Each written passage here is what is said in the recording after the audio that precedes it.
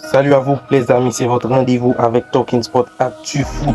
La Fédération brésilienne de football annonce qu'il n'y a aucun accord avec Carlo Ancelotti pour le poste de futur sélectionneur du Brésil. C'est officiel, les finalistes pour le trophée de Best sont connus: Karim Benzema, Lionel Messi et Kylian Mbappé. Qui doit être élu meilleur footballeur de l'année selon vous? Victor Osimhen est élu joueur du mois de janvier en Série A. Léo Messi et Marco Verratti sont forfaits pour Monaco PSG. Mais bonne nouvelle malgré tout pour le PSG puisque l'Argentin devrait, sauf imprévu, faire son retour à l'entraînement lundi prochain.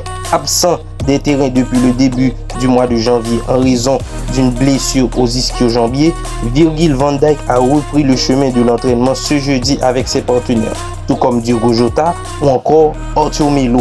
Revenir à Madrid ne lui déplairait pas à Zinedine Zidane, mais Sport affirme que ZZ aurait imposé une condition: que Florentino Pérez lui garantisse la signature d'un crack de Ligue 1. Et ce n'est pas Kylian Mbappé, mais le prodige lyonnais Ryan Cherki.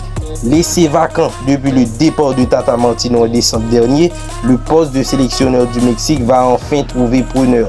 Si le nom de Marcelo Bielsa était revenu avec insistance ces dernières semaines, c'est bien Diego Coca qui devrait succéder à son compatriote argentin. Après avoir ouvert son compteur but le week-end dernier en match officiel avec Al Nassr, Cristiano Ronaldo a récidivé ce jeudi soir face à Al Wahda. Il a inscrit un quadruplé lors de la large victoire des Siens 4-0. Une victoire qui permet à Al Nassr de reprendre la tête du championnat. Au passage, le Portugais a passé la barre symbolique des 500 buts en championnat en carrière. Le chantier des prolongations a démarré à Barcelone. Si le flou règne toujours autour de l'avenir de Sergio Busquets, celui de Sergio Roberto devrait s'écrire pour au moins une saison supplémentaire en Catalogne. Ce mercredi, le Daily Mail rapporte que l'entraîneur d'Everton, Sindish, touchera un pactole en cas de maintien en première ligue, pas moins de 3,5 millions d'euros, une prime qui pourrait même être revue à la hausse en fonction des performances du club. Martin Odegaard n'a pas digéré son passage au Real Madrid, car il a déclaré: peut-être que si j'étais espagnol, il m'aurait donné plus de temps pour grandir au Real Madrid. Si Manchester City est sanctionné, Erling Haaland envisagera de changer de club.